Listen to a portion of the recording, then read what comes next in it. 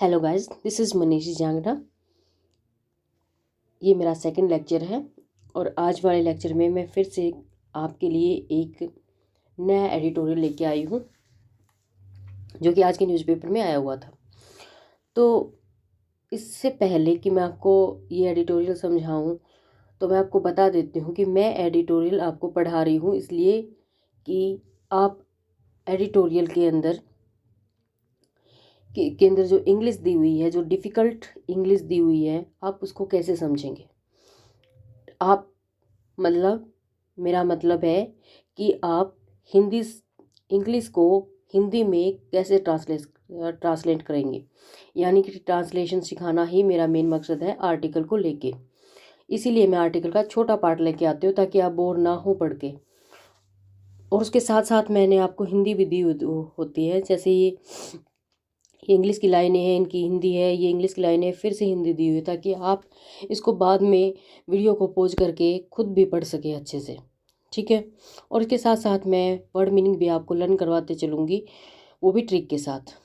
ठीक है। तो हम समझेंगे कि कैसे हम एक एडिटोरियल को, जो हिंदू एडिटोरियल आता है जो बहुत डिफ़िकल्ट आता है, जिसके अंदर बार बार कोमास के अंदर सेंटेंस को बाउंड किया जाता है और बाद में बहुत बहुत दूर जाके आपका फुल स्टॉप होता है। जैसे क्या है, जैसे ये पूरा बड़ा सेंटेंस है, ठीक है, इसमें इतने दूर जाके फुल स्टॉप दिया हुआ। और किसी भी, जो मैंने पहले आपको एडिटोरियल पढ़ाया था उसके अंदर भी बहुत ही काफ़ी सारी लाइनों के बाद दूर जाके आपको फुल स्टॉप दिया हुआ था। तो इतनी सारी लाइनों को हम कैसे समझेंगे, बस वही मैं आपको समझाना चाह रही हूँ। और कैसे हम एक पैसेज को ट्रांसलेट करेंगे, इतने बड़े सेंटेंस को ट्रांसलेट करने की क्या ट्रिक है, वही समझाना चाहती हूँ। देखो, इसके लिए आपको समझेंगे एक बार। हम पीछे चलते हैं बिल्कुल। उसके लिए क्या डिफरेंस है हिंदी और इंग्लिश में, पहले ये समझेंगे हम। देखो, हम ही गोज़ टू स्कूल, ठीक है। अब इसके अंदर देखो, हम इंग्लिश को जब ऐसे पढ़ते हैं, हम हिंदी इंग्लिश को ट्रांसलेट करते हैं, पहले इसको छोड़ दीजिए आप। हम ही, वह जाता है स्कूल, वह जाता है स्कूल, बिल्कुल ऐसी ही मिस्टेक हम आर्टिकल एडिटोरियल पढ़ते हुए भी करते हैं। हम पहले किसकी हिंदी बनाने लगते हैं, जैसे सेंटेंस दिया हुआ हम सीधा ही उसको हिंदी में पढ़ना शुरू कर देते हैं। लेकिन ऐसा नहीं होता। जब भी हम हिंदी से इंग्लिश को ट्रांसलेट कर रहे होते हैं तो पहले हमारा सब्जेक्ट आता है, उसके बाद लास्ट में जाते हैं हम सेंटेंस की को ट्रांसलेट करने के लिए। पहले सेंटेंस का सब्जेक्ट लिख के, सब्जेक्ट लिखने के बाद हम किसी भी सेंटेंस को ट्रांसलेट करने के लिए उसके बाद में, सबसे बाद में जाते हैं, यानी कि उसकी किसको लेके आते हैं, क्रिया को लेके आते हैं। ठीक है। तो ही, उसके बाद क्या आएगा, ही गोज़ टू, और स्कूल उसके बाद चला जाएगा। ठीक है। तो इसी तरह से जब भी हम किसी एडिटोरियल को हिंदी में ट्रांसलेट करें तो हमें इस बात का ध्यान रखना है कि सब्जेक्ट तो अपनी जगह पे ही रहेगा, उसकी एज इट इज़ ही उसको हम ट्रांसलेट कर लेंगे हिंदी में। उसके बाद उसके मीनिंग को समझने के लिए हमें पीछे जाना होगा, पीछे से उसको ट्रांसलेट करते हुए हमें आना होगा। ठीक है। पीछे से ट्रांसलेट करते हुए हम आगे तक आएंगे तो हम इजली उस, जो हमारा इंग्लिश का सेंटेंस है, उसको हम इजीली ट्रांसलेट कर पाएंगे हिंदी में और उसको समझ पाएंगे कि उसके अंदर क्या मीनिंग है। ठीक है। तो इसी के ऊपर मैं आपको अब एडिटोरियल पढ़ाऊंगी अच्छे से। ठीक है। तो देखो, लेकिन इसके साथ, जैसे ये जो एडिटोरियल मैं पढ़ा रही हूँ आपको, मेरा आपके लिए एक रिक्वेस्ट रहेगी कि जैसे भी आप इंग्लिश वाला एडिटोरियल में जो आप पढ़ रहे होते हैं, तो अगर आपको अच्छे से समझ नहीं आता, हिंदी से इंग्लिश बनाने में आपको दिक्कत आती है, यानी कि इंग्लिश को ट्रांसलेट करने में आपको दिक्कत आती है, तो आप पहले क्या करेंगे, जो कि जागरण वाला न्यूज़पेपर आता है उसके अंदर जो एडिटोरियल दिया होता है, आप उसको एक बार पढ़ेंगे। जो लेफ्ट हैंड साइड पे न्यूज़पेपर के नीचे छोटा एडिटोरियल आता है, उसको आप पढ़ के रखेंगे। उसके बाद सेम ही सेम आता है, उसके बाद आप हिंदू एडिटोरियल को पढ़ेंगे तो वो सेम ही आएगा। ठीक है। लाइनें थोड़ी अलग होंगी, लाइनों में डिफरेंस होगा लेकिन मीनिंग तो सेम होगा कि एडिटोरियल किसके बारे में दिया हुआ तो आप अच्छे समझ जाएंगे। उसके बाद आप इंग्लिश वाले एडिटोरियल को पढ़ेंगे तो आपकी मिस्टेक बहुत कम होगी, ठीक है, क्योंकि आप कंप्लीट मीनिंग समझ चुके हो हिंदी से। तो आज का हमारा एडिटोरियल है भाई, संसद के अंदर 3 विधेयक लाए गए हैं, जो कि पुराने 3 विधेयक थे उनकी क्रिमिनल विधेयक थे, उनकी जगह पर 3 नए विधेयक लाए गए हैं, उन्हीं के बारे में बताया गया है। और अब आपको पता होगा कि जो हमारी संसद है उसके अंदर विपक्ष के 140 जो मेंबर थे पार्लियामेंट के, उनको क्या कर दिया गया है, हटा दिया गया, यानी सॉरी उनको सस्पेंड कर दिया गया कुछ समय के लिए, क्योंकि वो क्या कर रहे थे, संसद की कार्रवाई में रोड अटका रहे थे, यानी कि उनके उसकी कार्रवाई को चलने नहीं दे रहे थे वो। तो इसलिए पहली बार ऐसा हुआ है, तो उसी के बारे में कहा कि इन 140 मेंबर की अब्सेंस में क्या इन कानूनों को पास करना ठीक था। तो ये वैसे ये सब बताया गया है इसमें, ठीक है, पढ़ते हैं। अब देखो रिवीजन सेंस विजन। अब देखो ये बिल्कुल छोटा सा सेंटेंस है, इसके अंदर भी आप क्या करेंगे, पीछे से सेंटेंस को उठाएंगे। यहाँ सिर्फ यहाँ तक बता रही हूँ मैं आपको, सिर्फ यहाँ तक। विजन, विजन मीन्स होती है दृष्टि, सेंस मीन्स होता है विहीन, और रिवीजन मीन्स क्या होता है, संशोधन। दृष्टि विहीन संशोधन, पीछे से ही सेंटेंस को ट्रांसलेट करना शुरू करते हैं, ठीक है। तो क्या हुआ, विजन में जो होता है दृष्टि, दृष्टि विहीन संशोधन। ऑन द 3 न्यू बिल्स, ठीक है, क्या है, ऑन द 3 न्यू बिल्स, 3 नए bill, that replace the body of criminal law in India. अब देखो इसके अंदर भी पीछे से बना हुआ सेंटेंस को, आपराधिक कानूनों की जगह, देखो यहाँ से आपराधिक कानूनों की जगह लेंगे, इंडिया के आपराधिक कानूनों की जगह लेंगे 3 न्यू बिल्स, 3 नए बिल। तो इसमें भी पीछे से उठा के सेंटेंस को ट्रांसलेट किया गया है। New laws have positive features. अब ये कहता है कि जो नए लॉ हैं, नए कानून हैं, लॉ में जो होता है कानून, हैव पॉजिटिव, पॉजिटिव में जो होता है क्या, सकारात्मक, फीचर्स में जो होते हैं गुण, यानी कि जो नया लॉ है, ये जो नए कानून है उनके अंदर सकारात्मक खूबियां हैं, बट लेकिन bring no path breaking change in system. अब पाथ ब्रेकिंग क्या होता है, बड़ा बदलाव, ठीक है, लेकिन इसमें कोई बड़ा बदलाव नहीं दिखता, ठीक है, यानी कि इसके अंदर कोई बड़ा बदलाव आएगा ऐसा कुछ भी दिखाई नहीं देता, ठीक है। तो ये बताया गया है कि नए का new law have positive feature, नए लॉ के अंदर पॉजिटिव फीचर हो सकते हैं, but bring no path breaking change in system, लेकिन इससे कोई भी बड़ा बदलाव होता दिखाई नहीं देता, ठीक है। उसके बाद है law breaking in the absence of significant member of opposition member does not reflect well on legislature. अब इसके अंदर है, देखो कहाँ से शुरू हुआ है हमारा जो एडिटोरियल है, कहाँ से शुरू हुआ है, देखो बड़ी तादाद में विपक्षी सदस्यों की गैर हाजिरी। अब बड़ी तादाद देखो कहाँ से है, सिग्निफिकेंट मेंबर, सिग्निफिकेंट में तो होता है बहुत बड़ी संख्या, ऑफ अपोजिशन मेंबर, यहाँ से इसने सब्जेक्ट को उठाया है, सिग्निफिकेंट बड़ी तादाद, अपोजिशन मेंबर यानी विपक्षी, बड़ी तादाद में विपक्षी दलों की, यहाँ तक आ गया, बड़ी तादाद में विपक्षी दलों की। उसके बाद फिर सेंटेंस में हमारा ये आगे जा रहा है कि गैर हाजिरी में, इन द एब्सेंस ऑफ, की गैर हाजिरी में,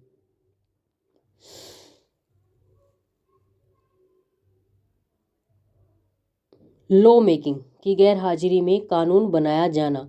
लॉ मेकिंग में क्या होता है, कानून बनाया जाना। अब लास्ट में देखो does not reflect when on the legislature, विधायिका के लिए ठीक जान नहीं पड़ता, यानी कि इतनी बड़ी संख्या में जो विपक्ष के मेंबर है उनकी एब्सेंस में क्या बनाया जाना, कि गैर हाजिरी में कानून बनाया जाना ठीक नहीं लगता है, यानी ठीक प्रतीत नहीं होता है। नेक्स्ट देखेंगे द 3 बिल्स, 3 बिल। अब देखो जब कोई भी क्या दिया हुआ होता है, कोई विशेषता दी हुई होती है, वो सब्जेक्ट के बाद आएगी, जस्ट बाद आएगी। अब देखो 3 बिल्स, 3 विधेयक, ये सिर्फ हमने इतना लिया है, 3 विधेयक यानी कि 3 बिल। अब देखो इसकी विशेषता क्या बताएगी, उनकी विशेषता क्या है, दैट जो भारत के, देखो इनकी विशेषता क्या है, जो 3 कानून है वो भारत के आपराधिक कानूनों की जगह लेने के लिए the body of criminal law in India. उनकी विशेषता क्या है, 3 बिल, जो यानी कि 3 बिल जो इंडिया में आपराधिक कानूनों की जगह लेने के लिए, जगह लेने के लिए। अब देखो यहाँ से आ जाएगा, संसद ने इन इट्स ऑनगोइंग में जो होता है चालू, सेशन में जो होता है सत्र,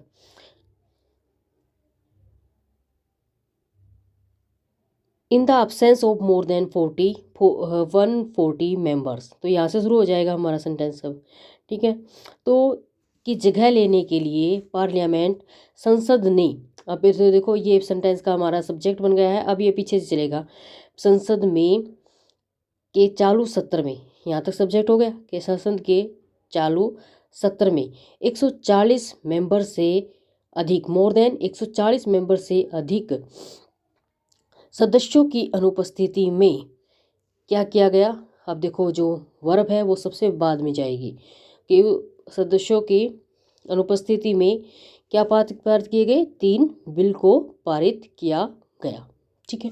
तो इस तरह इसको आप ट्रांसलेट करेंगे, क्या है, 3 बिल्स दैट, यानी 3 bill that replace the body of criminal laws in India, इनकी भारत के आपराधिक कानूनों की जगह लेने के लिए, इंडिया के आपराधिक कानूनों की जगह लेने के लिए, यहाँ से शुरू हो रहा है हमारा सेंटेंस, यहाँ से जगह लेने के लिए, यहाँ से फिर शुरू होगा, पार्लियामेंट में इनके गोइंग, ऑन गोइंग में जो होता है चालू, के चालू सेशन में 140 से अधिक सदस्यों की अनुपस्थिति में 3 बिल्स, 3 विधेयक, बिल में जो होता है विधेयक, क्या किए गए, पारित किए गए। तो 3 बिल्स सबसे बाद में आया है, ठीक है।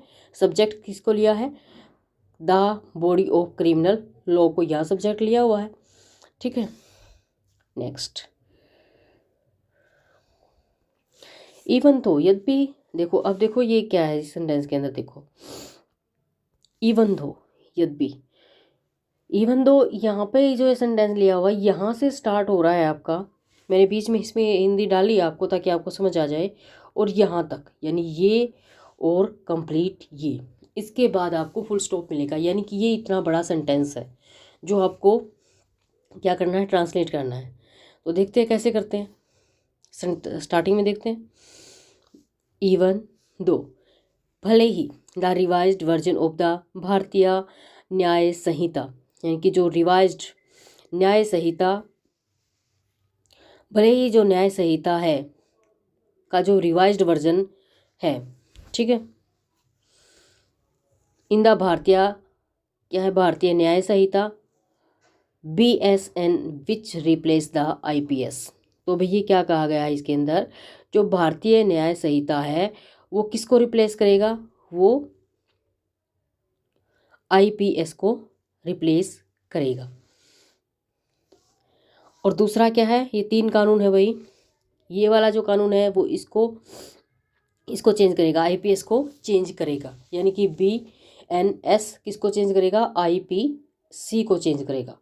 द भारतीय नागरिक सुरक्षा संहिता विच जो विल रिप्लेस द CRPC, वो CRPC को चेंज करेगा। एंड द भारतीय साक्ष्य bill instead of the evidence act, यानी कि इंस्टीड में जो होता है की बजाय, एविडेंस एक्ट की बजाय, वर इंट्रोड्यूस, उसको इंट्रोड्यूस किया जाएगा, after scooty by parliament standing committee, ठीक है। उसको संसदीय, स्टैंडिंग में जो होता है स्थायी, कमेटी में जो होती है समिति, पार्लियामेंट्री में जो होता है संसदीय, यानी कि जो साक्ष्य बिल है, भारतीय साक्ष्य विधेयक बिल है, उसको संसद की स्थायी समिति के द्वारा परखने के बाद क्या किया जाएगा, पेश किया जाएगा। स्क्रूटिनी मीन्स होता है जांच करने के बाद, जांचने परखने के बाद उसको क्या किया जाएगा, पेश किया। बिल्कुल सिंपल था भाई, इसकी सीधी सीधी हिंदी बन रही है, आप इसको बना सकते हैं इजीली। स्क्रूटनी, अब इस जो ये वर्ड आया इसको याद करना आपको ज़रूरी है, ठीक है। स्क्रूटिनी आप इसको याद कर सकते हैं। रूट, इसके अंदर से आप एक रूट वर्ड निकाल लीजिए। रूट, रूट का मीनिंग क्या होता है, आप इसको रास्ते के लिए रूट का वर्ड यूज़ कर लीजिए। रूट की ये कहते हैं ना कि ये रूट ही आ जाता है, तो बिल्कुल वैसे ही आप इसको मान लीजिए कि इस रूट के ऊपर ज़्यादा क्रिमिनल जाते हैं, इसलिए इस रूट के ऊपर क्या करती है पुलिस, जांच पड़ताल करती है। इस रूट पे पर ज़्यादा क्या होती है, लूटपाट होती है, इसीलिए यहाँ पर पुलिस है का पहरा होता है और पुलिस क्या करती रहती है, स्क्रूटनी करती रहती है, यानी कि जांच पड़ताल करती रहती है। स्टैंडिंग, स्टैंडिंग आपको पता है स्थाई, स्टैंडिंग का मीनिंग यहाँ पे क्या लिया हुआ है, स्थाई, ठीक है। तो फिर आगे देखेंगे। This still required legislative deliberation in the full chambers given their implication for the entire country। अब देखो पीछे से बनाना शुरू होएगा फिर से। इंटायर, फॉर द इंटायर कम, पूरे देश पर, ठीक है, पूरे देश पर उनके प्रभाव को देखते, इम्प्लीकेशन में जो होता है प्रभाव, उनके प्रभाव को देखते हुए उन्हें दे स्टिल, उन्हें अभी भी, फुल चैम्बर्स, पूर्ण सदन में, लेजिस्लेटिव, विधायी, डेलिब्रेशंस, डेलिब्रेशंस में जो होते हैं विचार विमर्श की आवश्यकता है। जो ये वर्ब है ना भाई, इसका जो मीनिंग आएगा, इसको, इसकी जो हिंदी आएगी वो सबसे लास्ट में आएगी, ठीक है। रिक्वायर्ड उसकी आवश्यकता है, तो क्या आ गया पीछे से, फॉर द इंटायर कंट्री, यानी कि पूरे देश के पे इसके प्रभाव को देखते हुए उन्हें, अब देखो यहाँ से दे, उन्हें अभी भी, स्टिल, अभी भी, पूर्ण सदन, यानी कि फुल चैम्बर, पूर्ण सदन में, विधायी डेलिब्रेशंस, विधायी विचार विमर्श की आवश्यकता है। नेक्स्ट है भाई, many concern that the bill gave rise to could not be raised in the parliament as a result। यानी कि many concerns, बहुत सारी जो देखो पीछे से सेंटेंस हुआ एज ए रिजल्ट, ठीक है, नतीजन, उसके बाद है द बिल्स गैव राइज, ठीक है, यानी कि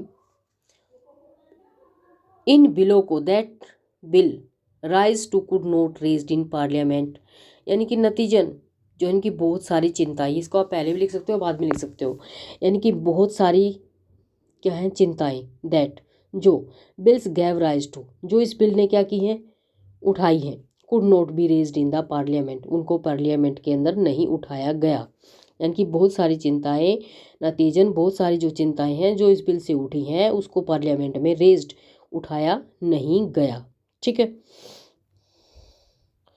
तो ये था भैया आज हमारा एक ये वर्ड है डेलिब्रेशंस, इसको याद कर सकते हैं आप। डेली डेली क्या होता है, डेली डेली हमसे विचार विमर्श मत किया करो, डेली डेली डेली हमसे डेलिब्रेशंस मत किया करो, यानी कि हमसे विचार विमर्श मत किया करो, किसके ऊपर, राशन के ऊपर। डेली डेली हमारे साथ विचार विमर्श मत किया करो राशन को लेके, ठीक है। तो डेलिब्रेशन, डेली और राशन से आपको याद आएगा डेलिब्रेशंस, और इसका मीनिंग क्या होता है, विचार विमर्श। तो यही ज़्यादा डिफिकल्ट वर्ड थे, और तो सारे जाने पहचाने वर्ड हैं। तो मैंने आपको पहले भी बोला है कि भाई जो भी आपके सजेशन है तो उसके लिए आप कमेंट बॉक्स में कमेंट कर सकते हैं कि मेरे को ये अपने लेक्चर में सुधार करना है, तो मैं आपकी अगर माने की का होगा तो मैं आपके सजेशन को ज़रूर एक्सेप्ट करूँगी और अपने नेक्स्ट लेक्चर में इम्प्रूव करने की कोशिश करूँगी। So thanks for watching and like share and subscribe my channel.